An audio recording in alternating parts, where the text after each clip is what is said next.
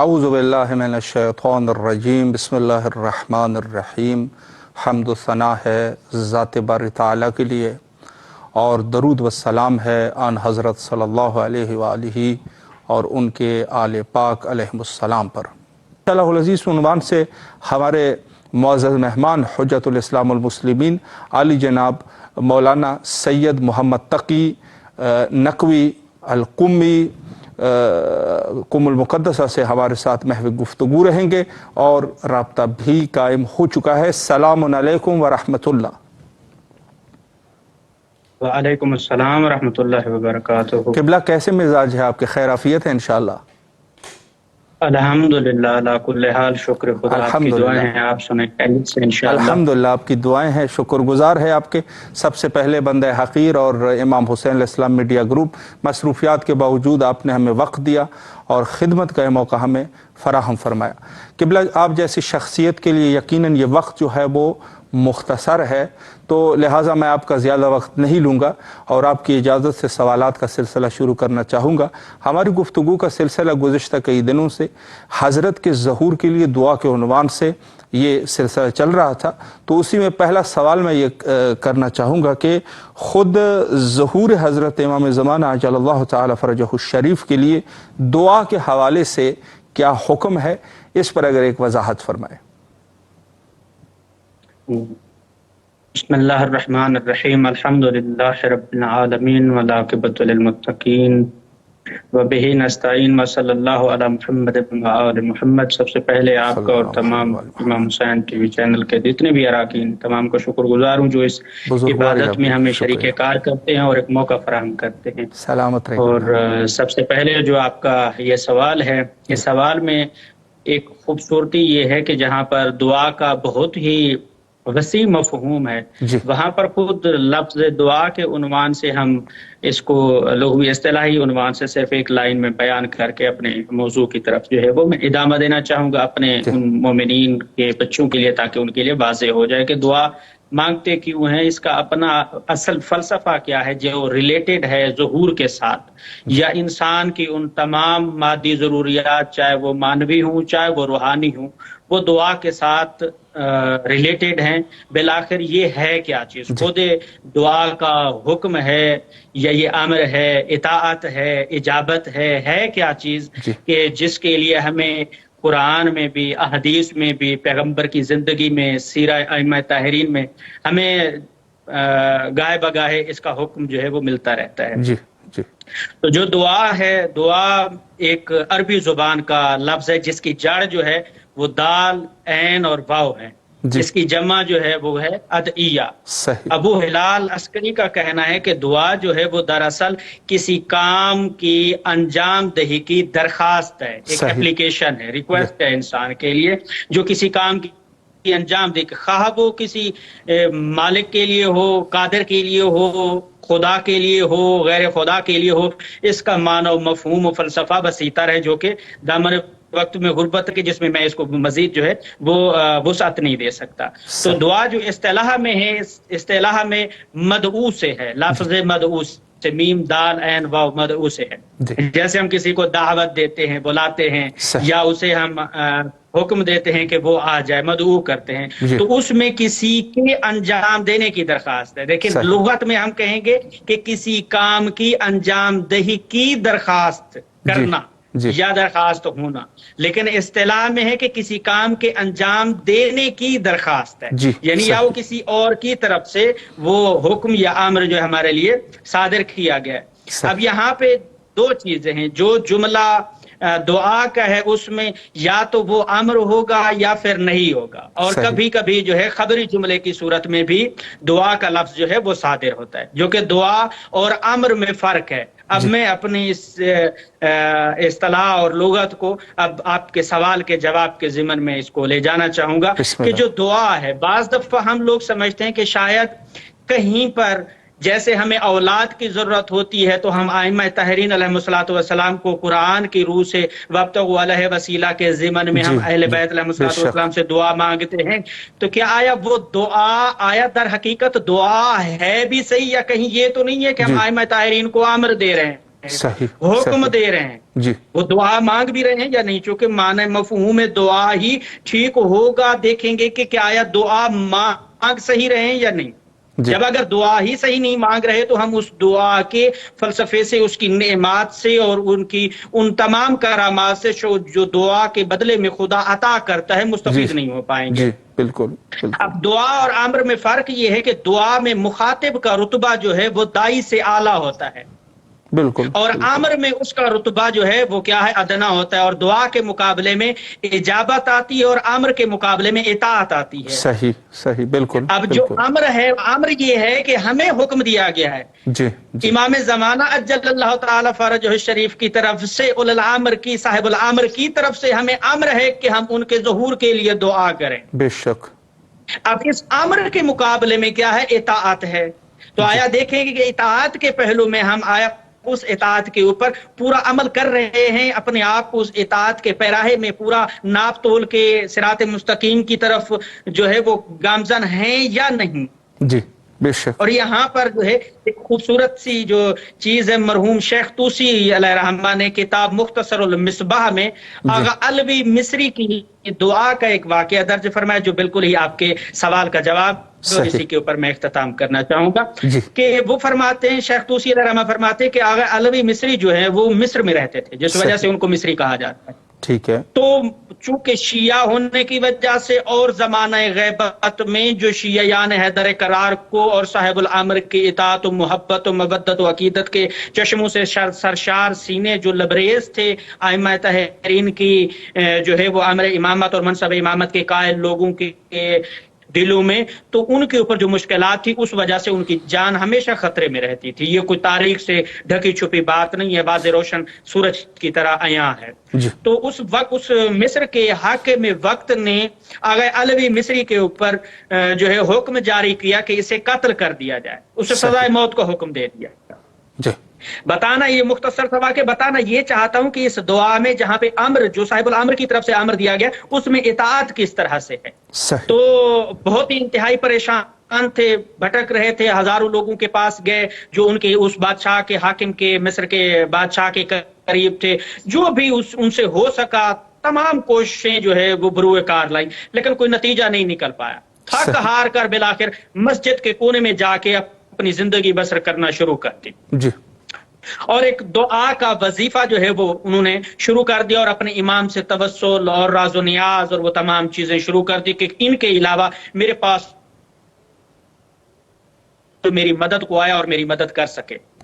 تو وہ کہتے ہیں کہ میری جو کیفیت تھی، حالت تھی، وہ یہ تھی کہ نہ تو میں بے ہوش تھا اور نہ میں بیدار تھا، یہ بیداری اور بے ہوشی کے درمیان کی جو حالت ہے میں اس میں موجود تھا کہ یا اچانک جو ہے حجت خدا کی زیارت کا شرف مجھے ملتا ہے اور آ کر میرے کندھے کے اوپر شفقت بھرا ہاتھ رکھ کے کہتے ہیں، اے علوی تو پریشان کیوں ہے؟ میرے ہوتے ہوئے، حجت خدا کے ہوتے ہوئے، امام کے ہوتے ہوئے تو پریشان کیوں ہے؟ کہتے ہیں مولا دعا مانگ مانگ کے تھک چکا ہوں۔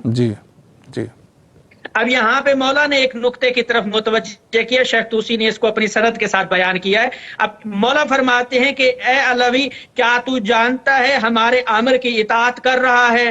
اللہ پریشان ہو گیا اور تعجب میں آ گیا، ششدر رہ گیا کہ آقا مجھے فرما رہے ہیں کہ میں امر کی اطاعت کر رہا ہوں یا نہیں کر رہا؟ مولا مجھ سے کوئی گستاخی ہو گئی یا مجھ سے کوئی غلطی ہو گئی؟ آقا نے کہا نہیں، غلطی نہیں ہوئی ہے، میں تجھے اس امر کی اطاعت کی طرف اشارہ دینے آیا ہوں۔ جی مولا فرمائیے۔ آقا فرماتے علوی میں تجھے ایک دعا جو ہے وہ تعلیم کر رہا ہوں، اس دعا کو اس وقت و پہر میں اس انداز سے پڑھنا شروع کر دو، خدا تمہاری مشکل کو حل کر دے گا۔ اللہ اکبر۔ اب آغا علوی کہتے ہیں میں روزانہ جب میں پڑھتا تھا، چونکہ اس دعا کا میں جو ہے وہ علم نہیں رکھتا تھا، مجھے پتہ نہیں تھا کہ وہ کون سی دعا ہے اور کیا طریقہ کار ہے، کس طرح سے کرنا ہے، تو آقا روزانہ آتے تھے، مجھے وہ تکرار کراتے تھے، تاحتا 3-4 دن گزرنے کے بعد وہ مجھے حفظ ہو گئی اور بالآخر جمعہ کا دن آ گیا۔ اور جب جمعہ کا دن آیا تو اس جمعہ کے دن میں نے اسی طرح سے جیسے آقا نے مجھے تعلیم فرمائی تھی میں نے اس دعا کو پڑھنا شروع کر دیا۔ اور جب میں نے پڑھا تو اس کے اختتام کے بعد مجھے میرے چاہنے والے نے، میرے دوست نے آ کے مجھے خبر دی کہ حاکم وقت جو مصر کا بادشاہ تھا جس نے تیرے قتل کے لیے جو ہے وہ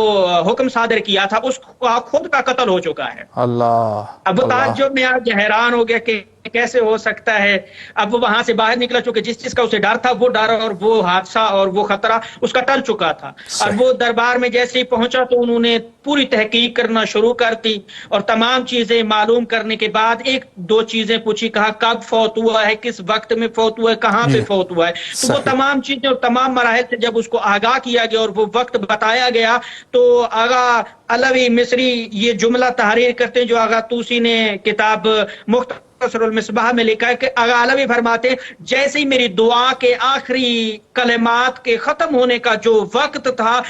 اسی وقت میں ہی اس کا قتل ہوا تھا۔ اللہ اکبر، اللہ اکبر۔ اور اس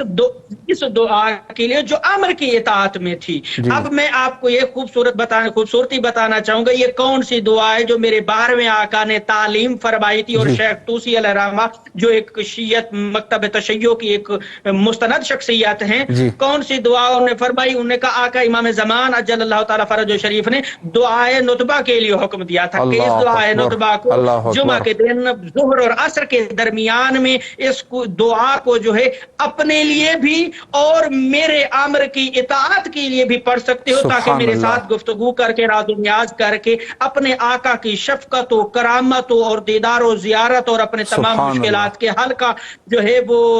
مسئلہ حل کرنے کے لیے مجھ آقا سے میری خود حجت خدا سے ارتباط قائم کر سکتے ہیں۔ تو یعنی دعا کے حوالے سے جہاں پر ظہور کا حکم ہے تو وہاں پر آقا نے یہ تعلیم فرما دیا کہ اگر میرے ظہور تک کے جب تک کہ میرے ظہور کے لیے دعا کرتے اور میری مودت و محبت میں اگر تم بکھرے ہوئے ہو اور لوگ تمہاری جان پر بھی تو لائے ہیں تو تب بھی تمہیں جو دعائیں میں تعلیم کر رہا ہوں اسی کے توسل سے مجھ تک متمسک رہو، میں تمہاری مشکلات حل کروں گا، لیکن میرے ظہور کے لیے کبھی بھی کسی قسم کی کوئی کوتاہی نہ برتنا، بلکہ اس دعا کے حوالے سے میرے ظہور کے حکم کو جو امر ہے اس کی اطاعت کرتے رہنا، چونکہ اللہ نے بھی کہا اس کے ظہور کے لیے، یعنی میں حجت خدا کے ظہور کے لیے دعا کرتا رہو۔ اور یہ دعا جو ہے اس ظہور کے حکم کے مقابلے میں اطاعت ہے جو ہر مومن، ہر شیعہ، ہر موالی حیدر کرار کے اوپر واجب ہے کہ وہ اپنا فریضہ سمجھتے ہوئے زندگی کے ہر کام کو جیسے واجب سمجھتا ہے اسی طرح سے اس کو بھی واجب سمجھتے ہوئے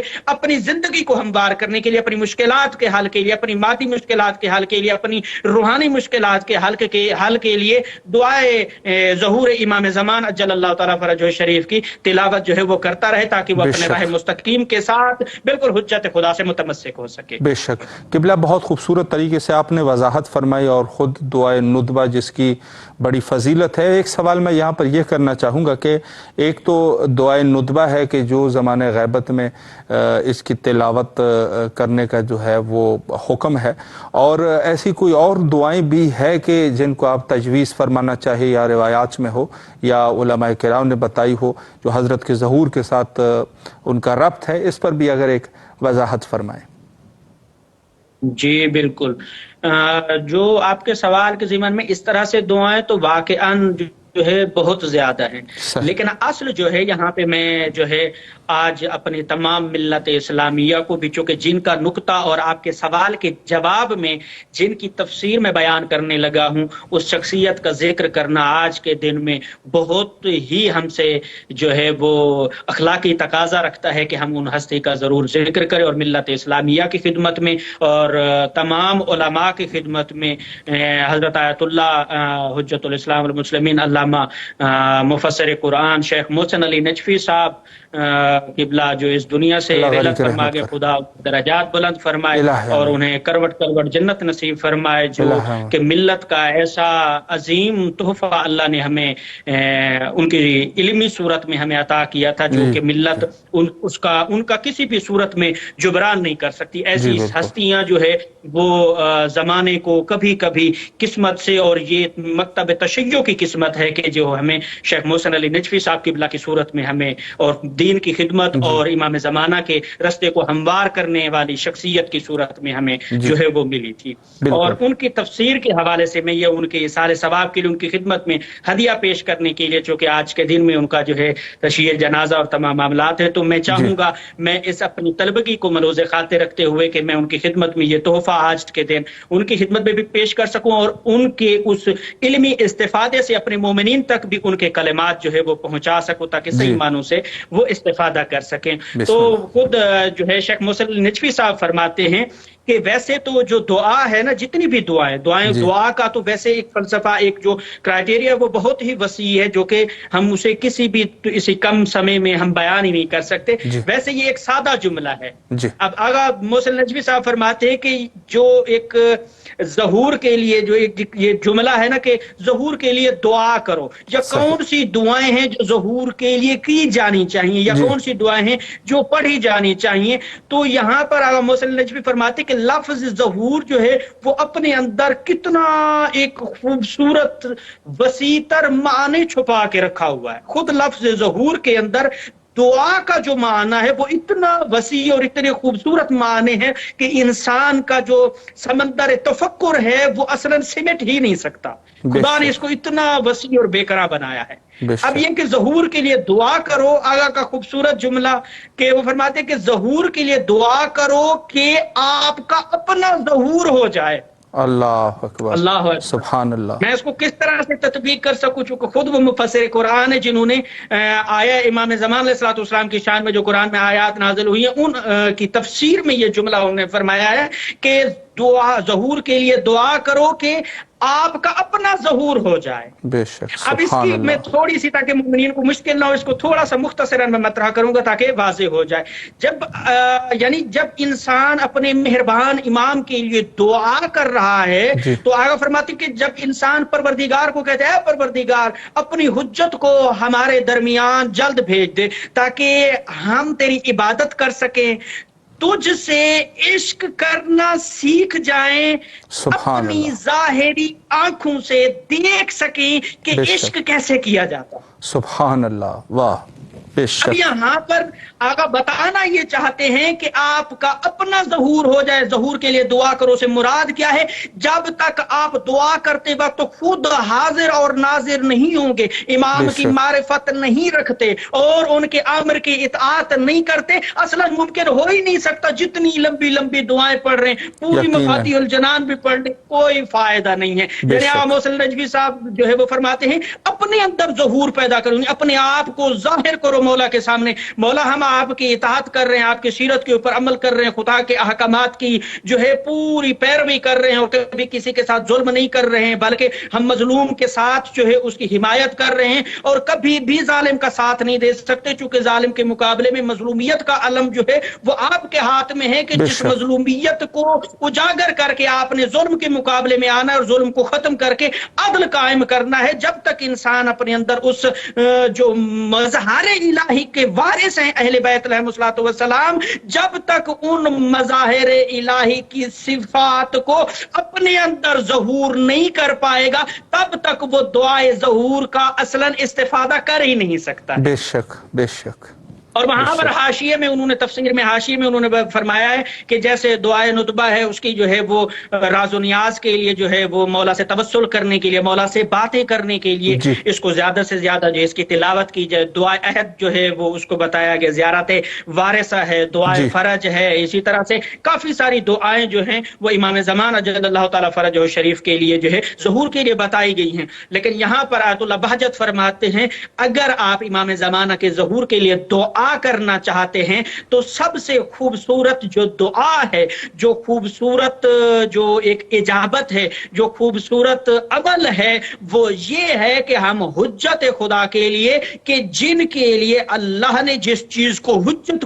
قرار دیا ہے وہ ہے قرآن، قرآن کے ساتھ متمسک ہو کر اطاعت الہی کی پیروی کرتے ہوئے، تمام اوامر الہی کو ملحوظ خاطر رکھتے ہوئے اپنے راہ مستقیم کو الہی راہ قرار دے کر اس پر ایک لمحے کے لیے بھی اپنے قدم کو نہ ڈگمگانے دینے کا عزم، ارادہ، استقامت کو قائم رکھتے ہوئے جو دعا تم مانگو گے وہ دعا تمہاری بخشش اور تمہاری نجات کا ذریعہ قرار پائے گی۔ بے شک، بے شک۔ قبلہ بہت ہی اپنے امام سے متمسک ہو سکتے ہیں اور ان دعاؤں سے استفادہ کر سکتے ہیں، اور وہ دعا جس میں راز و نیاز ہے ہم امام زمان علیہ الصلوۃ والسلام کے قریب ہو سکتے ہیں۔ اور چونکہ خود امام زمان علیہ الصلوۃ والسلام کی حدیث صادق آل پیارے محمد علیہ السلام فرماتے ہیں کہ امام زمانہ کے لیے دعا کرنا امام خود حجت خدا کے قریب کے ایک الگ چیپٹر ہے، لیکن اس امام کے قریب ہونے کا ذریعہ اصل یہ ہے کہ خدا کے قریب ہونا اصل مقصود ہے، جو کہ یعنی خدا کو پہچاننا، یعنی امام کو پہچاننا، خدا کو پہچاننا، اور خدا کو جو پہچان جائے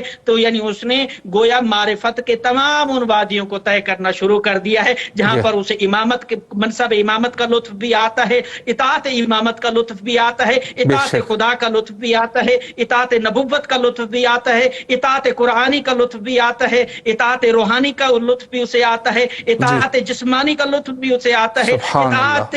تمام ان اطاعت کے پیراہوں کو وہ ایسے سرور اور لذت اور محبت اور سکون کے ساتھ، چاشنی کے ساتھ محسوس کرتا ہے اور شکر ادا کرتا ہے کہ اے اللہ اتنا عظیم اور میٹھی نعمت امامت جیسی تو نے ہمیں عطا کی ہے۔ سبحان اللہ، سبحان اللہ، شکریہ قبلہ، اللہ آپ کے توفیقات خیر میں اضافہ فرمائے۔ یقیناً مطالب جو ہے وہ بہت زیادہ ہے، لیکن وقت جو ہے وہ بالکل انتہا پر پہنچ چکا ہے۔ انشاءاللہ العزیز کسی اور وقت میں مومنین کے لیے کوشش کرتا رہوں گا کہ انشاءاللہ آپ سے وقت لے سکوں اور اس فیض عظیم سے اسی طرح فیضیاب ہوتے رہے۔ قبلہ ایک دفعہ پھر بھی نہایت ہی آپ کے تہ دل سے ممنون و مشکور ہے کہ آپ آئے اور نہایت ہی مہم نکات پہ اشارہ فرمائے۔ آپ سے قبلہ التماس سے دعا کرتے ہیں اور آپ کے لیے کربلا معلیٰ میں دعا گو ہے۔ فی امان اللہ، اللہ حافظ، اللہ حافظ، شکریہ۔ التماس سے دعا، جزاک اللہ، سلامت رہیں انشاءاللہ، امام زمان آپ کی عبادت قبول فرمائے۔ الہی آمین، الہی آمین، سلامت رہے۔ بہت ہی خوبصورت گفتگو آپ سماعت فرما رہے تھے حجت الاسلام المسلمین جناب مولانا سید محمد تقی نقوی قمی صاحب قبلہ سے، اور انہوں نے جو دعا کے عنوان سے جو ارشادات انہوں نے آپ کی خدمت میں رکھے، یقیناً تمام کے تمام جو بھی مطالب تھے نہایت ہی خوبصورت، اور اس دور کی ضرورت ہے، اور ضرورت ہے کہ ہم جو ہے وہ اپنے وقت کے امام کے لیے دعا کریں، ان کے ظہور کے لیے، اور انشاءاللہ العظیم ان کے اعوان اور انصار میں شامل ہو سکے۔ وقت ہمارا انتہا پر ہے، اور آخر میں حجت خدا کے ظہور کے لیے مل کے دعا کرتے ہیں، اللہم عجل لولیک الفرج۔